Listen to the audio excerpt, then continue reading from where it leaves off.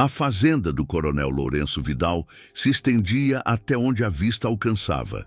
Terras vermelhas, canaviais intermináveis e o casarão branco no alto do morro, vigiando tudo como um olho que nunca dormia. Ali, a palavra do coronel era lei. Mais que lei, era destino. E quem contrariasse esse destino conhecia o gosto amargo do chicote, ou pior, simplesmente desaparecia sem deixar rastro. Entre os escravos da fazenda havia uma jovem chamada Rosa. Ela trabalhava na casa grande, silenciosa como uma sombra, com mãos ágeis e olhar baixo. Rosa nunca reclamava, nunca chorava onde pudessem ver, mas todos sabiam dos passos pesados que subiam até seu quarto nas noites em que assim a viajava. Sabiam do cheiro de cachaça que vinha do corredor. Sabiam, mas não falavam. Falar era morrer.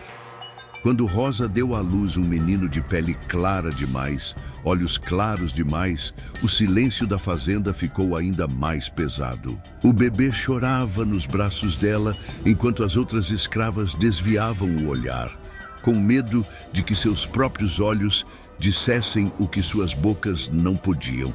O coronel viu a criança apenas uma vez. Seus olhos gelados pousaram no rosto do recém-nascido, e algo se moveu por trás daquela máscara de frieza. Não era remorso, era cálculo. 2 dias depois, ele chamou seus jagunços, homens de confiança, pagos para fazer o trabalho sujo sem fazer perguntas. A ordem foi clara e seca como um tiro. Vocês vão levar a Rosa e o filho dela para longe daqui, bem longe, e eu não quero saber de detalhes, só quero que eles nunca mais voltem. Os jagunços balançaram a cabeça em silêncio. Conheciam o significado daquelas palavras. Desaparecer não significava ir embora. Significava sumir para sempre, engolido pela mata fechada, pela terra vermelha, pelo esquecimento. Naquela noite, Rosa embalava o filho nos braços, cantarolando baixinho uma canção que sua mãe costumava cantar. Ela não sabia que aquela seria a última noite que dormiria na senzala. Não sabia que os jagunços já estavam preparando os cavalos, afiando as facas, esperando a madrugada chegar. Mas Elias sabia. Elias era um homem alto, de costas marcadas por cicatrizes antigas, mas de olhar firme e voz que ainda carregava autoridade. Ele trabalhava nos canaviais desde menino. Tinha visto outros desaparecerem, tinha enterrado amigos em covas rasas longe da vista do coronel. E quando ouviu os cochichos entre os jagunços, quando viu a forma como olhavam para Rosa durante o dia, ele entendeu. Elias reuniu alguns homens de confiança, não muitos, apenas os que ainda tinham fogo nos olhos, os que ainda acreditavam que poderiam ser mais que propriedade. Eles se encontraram atrás da tulha de milho, onde as sombras eram mais densas e as vozes do casarão não chegavam. Eles vão levar a Rosa e o menino amanhã de madrugada, Elias disse, a voz baixa mas firme. E nós sabemos o que isso significa. Não vai ter volta, não vai ter enterro, não vai ter nada. Os homens se entreolharam. O medo estava ali, palpável como o suor que escorria pelas costas. Mas havia algo mais. Algo que vinha crescendo há anos, alimentado por cada chicotada, cada humilhação, cada injustiça silenciosa. E o que você quer que a gente faça? Perguntou um deles, a voz trêmula. Elias respirou fundo. Quero que a gente mostre que ainda somos gente, que ainda temos escolha. O silêncio que se seguiu foi pesado, carregado de significado. Todos sabiam o que aquilo significava. Todos sabiam o preço que pagariam se falhassem. Mas também sabiam o preço de não fazer nada. Quando a lua sumiu por trás das nuvens e a fazenda mergulhou na escuridão completa, Elias olhou para o casarão no alto do morro. As janelas estavam apagadas. O coronel dormia, confiante de que sua ordem seria cumprida, de que sua vontade era absoluta. Ele não fazia ideia do que estava prestes a acontecer. Se você quer descobrir o que acontece a seguir, Não esqueça de curtir e seguir o canal para não perder os próximos capítulos. A madrugada chegou fria e úmida. A neblina subia do chão como fantasmas, enrolando-se nos pés das árvores e escondendo os caminhos da fazenda. Era a hora perfeita para fazer sumir o que não deveria existir. Os jagunços se moviam em silêncio, botas pesadas esmagando a terra batida enquanto caminhavam em direção à senzala. Eram 3 homens: Zé da Pólvora, o mais velho e cruel; Chico Cabeça, que gostava de contar as mortes que tinha nas costas; e um rapaz novo chamado apenas de Curió, que ainda não tinha aprendido a gostar do sangue, mas fazia o que mandavam por medo de virar alvo. Zé da Pólvora bateu na porta da senzala com a coronha da espingarda. O barulho ecoou como um trovão na quietude da noite. "Rosa, sai daí! O coronel quer falar com você." Dentro, Rosa acordou sobressaltada. O bebê choramingou em seus braços. Ela sabia, no fundo da alma, ela sempre soube que esse dia chegaria.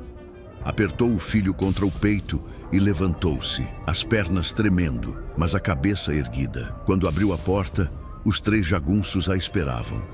A luz da lamparina que Chico segurava iluminou o rosto dela. Jovem demais, cansado demais, mas ainda bonito de uma forma que incomodava os homens que não conseguiam ser humanos. "Vamos", disse Zé da Pólvora, sem olhar nos olhos dela. "E não faz barulho." Rosa caminhou entre eles, abraçada ao filho. Suas pernas descalças pisavam na terra fria, e ela sentia o coração batendo tão forte que achava que todos podiam ouvir. Caminharam em direção à mata, longe do casarão, longe das outras senzalas, para onde ninguém pudesse ver nem ouvir. Mas eles não estavam sozinhos. Elias e mais 5 homens seguiam nas sombras, movendo-se como caçadores experientes, usando cada árvore, cada sombra, cada ruído do vento para se esconder. Carregavam ferramentas, enxadas, foices, pedaços de pau. Não tinham armas de fogo, mas tinham algo mais perigoso: a certeza de que não havia mais nada a perder. Quando os jagunços pararam numa clareira afastada, Zé da Pólvora olhou para Rosa com uma expressão que tentava ser neutra, mas falhava. "Sinto muito, moça, mas ordens são ordens." Rosa abraçou o filho com mais força. Suas lágrimas caíam silenciosas, molhando o rosto do bebê, que agora chorava baixinho, como se sentisse o perigo. Foi quando Elias saiu das sombras. "Larga a arma, Zé." Os 3 jagunços se viraram surpresos. Zé da Pólvora ergueu a espingarda, mas hesitou quando viu que não era só Elias.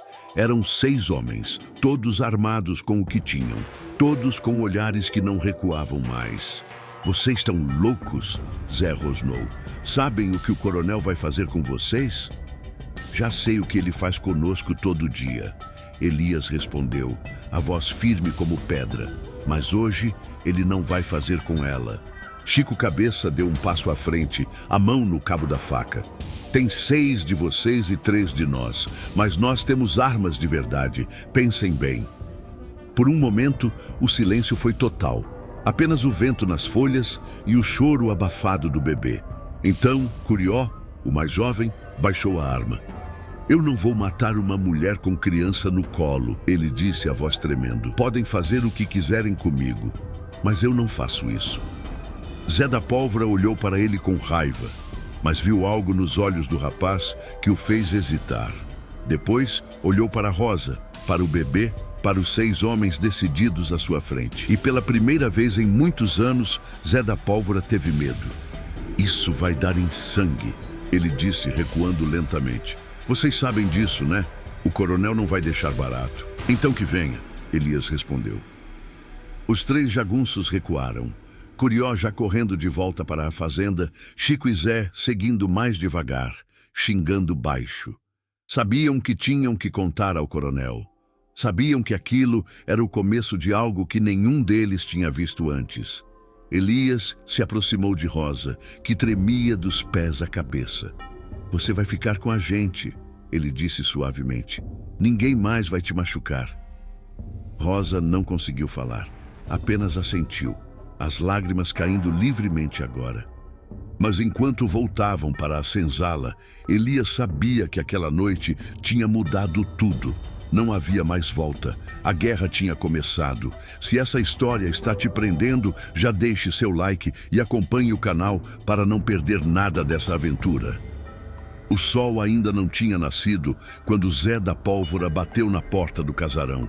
Suas batidas eram desesperadas, urgentes, o tipo de som que acorda até os mortos. O coronel Lourenço Vidal desceu as escadas ainda de hobby, o rosto marcado pela má noite de sono e pela irritação de ser acordado. "O que foi?" ele rosnou, acendendo um charuto antes mesmo de ouvir a resposta. Zé engoliu seco. "Os escravos se revoltaram, coronel. Impediram a gente de cumprir sua ordem. A Rosa ainda está lá e tem uns 6 ou 7 homens protegendo ela." O coronel ficou imóvel por um momento, o charuto esquecido entre os dedos.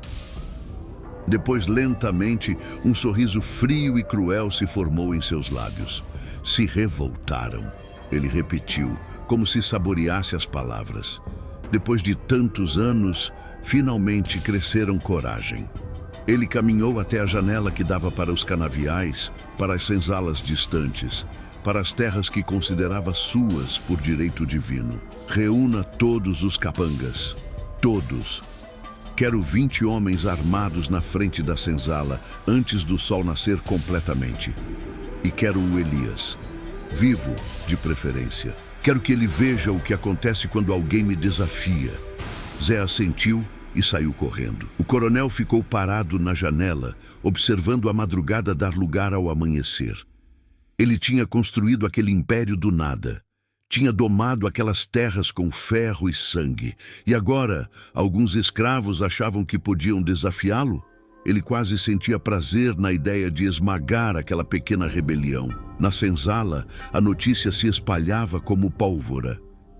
Rosa estava escondida no fundo, abraçada ao filho, cercada por mulheres que murmuravam orações e palavras de consolo. Mas lá fora, na frente da construção de madeira velha e cheia de frestas, Elias e seus homens se preparavam. Eles sabiam que os jagunços viriam. Sabiam que seriam melhor armados, mais violentos. Mas também sabiam que aquele era o momento. Se recuassem agora, seria o fim. Não só de Rosa e do bebê, mas de qualquer possibilidade de dignidade que ainda lhes restava. Outros escravos começaram a se juntar. Primeiro tímidos, depois com mais coragem. Mulheres trouxeram água e trapos para curar ferimentos.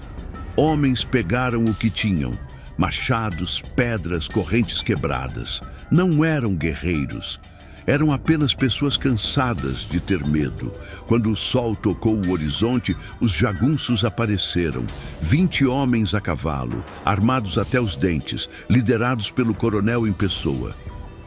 Ele cavalgava na frente, ereto na sela, o chicote pendurado no cinto como um símbolo de sua autoridade. Parou a poucos metros da senzala e olhou para a multidão de escravos reunidos.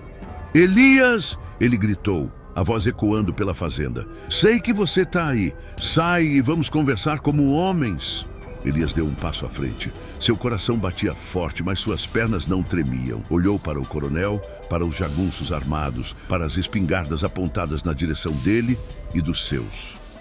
"Não tem nada para conversar, coronel," Elias disse, a voz firme. "A Rosa fica, o menino fica, e se quiser levá-los, vai ter que passar por cima de todos nós." O coronel soltou uma risada seca, sem humor. "Você acha que é corajoso? Acha que está fazendo alguma diferença? Eu posso acabar com todos vocês agora mesmo. Posso queimar essa senzala com todos dentro. E sabe o que vai acontecer? Nada. Absolutamente nada. Porque aqui eu sou a lei." Mas enquanto falava, ele notou algo que o incomodou. Os escravos não recuavam, não baixavam os olhos. Pela primeira vez, olhavam de volta. E naqueles olhos, ele viu algo que nunca tinha visto antes. Não era raiva, não era ódio, era decisão. Um dos jagunços levantou a espingarda mirando em Elias. O dedo no gatilho. Foi quando uma voz jovem gritou: "Não!" Curió, o jagunço mais novo, empurrou a arma do companheiro para cima. O tiro foi para o ar, o barulho assustando os cavalos e fazendo todos se sobressaltarem. "Eu não vou atirar em gente desarmada", Curió disse, a voz tremendo, mas firme. "Não é por isso que eu tô aqui." O coronel olhou para ele com desprezo. "Então você escolheu o lado deles." Curió engoliu seco, mas não recuou. Desceu do cavalo e caminhou até ficar ao lado de Elias. Os outros jagunços ficaram tensos, sem saber o que fazer. O coronel sentiu algo que não sentia há anos: incerteza. Ele podia dar a ordem, podia mandar atirar, podia acabar com tudo ali mesmo. Mas pela primeira vez, ele não tinha certeza do que aconteceria depois. Se os jagunços obedeceriam, se os escravos das outras fazendas ouviriam e se revoltariam também. Se seu império de medo poderia desmoronar tão facilmente. "Isso não acabou", ele disse, puxando as rédeas do cavalo. "Vocês me ouviram? Isso não acabou." Ele virou o cavalo e cavalgou de volta para o casarão. Os jagunços o seguindo em silêncio.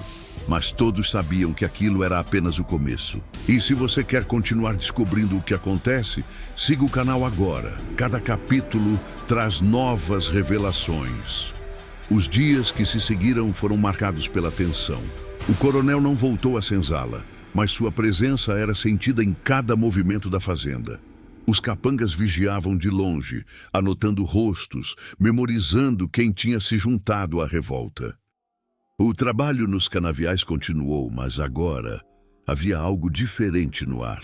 Uma corrente elétrica invisível, um silêncio carregado que precedia a tempestade. Rosa permanecia escondida, protegida pelas mulheres e pelos homens que tinham arriscado tudo por ela. O bebê crescia, alheio ao perigo que sua simples existência representava. Mas Rosa sabia. Ela via nos olhos das pessoas que a cercavam o peso da escolha que tinham feito. Alguns a olhavam com ternura, outros com ressentimento mal disfarçado. Por que arriscar tudo por uma mulher e uma criança? Elias passou as noites em vigília, junto com outros homens. Eles se revezavam, sempre alertas, sempre esperando o ataque que sabiam que viria. Mas o coronel era inteligente. Ele não atacaria de frente novamente. Não depois de ter perdido um de seus homens para o outro lado. Não depois de ter mostrado fraqueza. Foi na quinta noite que o plano do coronel se revelou. Eles começaram cortando o fornecimento de comida. As rações que chegavam às senzalas foram reduzidas pela metade, depois por 3/4. As crianças choravam de fome, os velhos definhavam. E o recado era claro: enquanto Rosa estivesse ali, todos sofreriam. Algumas vozes começaram a murmurar. Talvez seja melhor entregar ela, diziam nas sombras. Não vale a pena todos morrerem de fome por causa de uma mulher. Rosa ouvia esses cochichos, e a cada um deles, seu coração se apertava mais. Ela não queria ser a causa do sofrimento de todos. Não queria que crianças passassem fome por sua causa. Uma noite, ela procurou Elias. "Eu vou me entregar", ela disse, a voz firme apesar das lágrimas. "Não posso deixar que todo mundo sofra por minha causa." Elias a encarou por um longo momento. Depois balançou a cabeça. "Se você se entregar, Rosa, não é só você que morre. É a esperança de todos nós. É a ideia de que ainda podemos escolher, de que ainda somos humanos. O coronel sabe disso. É por isso que ele está fazendo a gente sofrer. Ele quer quebrar a gente por dentro." "Mas as crianças?" Rosa começou, a voz falhando. "As crianças vão crescer livres ou vão crescer escravas", Elias respondeu. "Isso depende do que a gente fizer agora." Foi quando Curió apareceu na porta da senzala, ofegante, o rosto marcado por hematomas recentes. "Elias!" O coronel mandou buscar reforços de outras fazendas. Vão chegar amanhã de manhã. 50 homens armados. Ele vai acabar com tudo. O silêncio que se seguiu foi pesado. 50 homens. contra escravos desarmados, famintos, exaustos. Não havia como vencer essa batalha.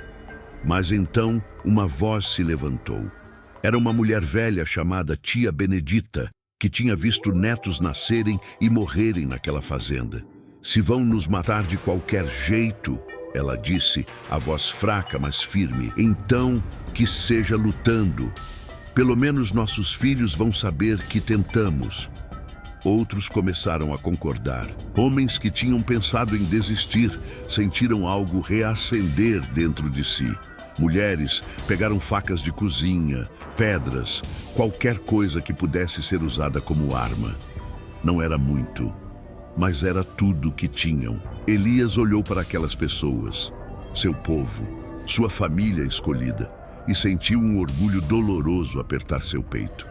Então é isso, ele disse. Amanhã de manhã, quando eles chegarem, vamos mostrar que não somos propriedade. Vamos mostrar que somos gente. Naquela noite, ninguém dormiu. Eles se prepararam como podiam, organizaram os poucos recursos que tinham, abraçaram uns aos outros como quem se despede. Rosa embalou o filho, cantando baixinho a mesma canção que sua mãe cantava, rezando para que, de alguma forma, ele sobrevivesse àquilo. Quando o sol começou a nascer, pintando o céu de vermelho e dourado, os reforços chegaram. 50 homens a cavalo, armados com espingardas, facões, pistolas. Eles cercaram a senzala, aguardando a ordem do coronel. Lourenço Vidal cavalgou até a frente, o rosto uma máscara de frieza. Última chance, ele gritou. Entreguem a Rosa e o bastardo. O resto de vocês pode viver. O silêncio foi sua única resposta. O coronel sorriu, um sorriso sem alegria. Então morram. Ele ergueu a mão, pronto para dar a ordem de atirar, mas foi quando algo inesperado aconteceu. Um dos capangas das outras fazendas, um homem negro de cabelos grisalhos, baixou a arma.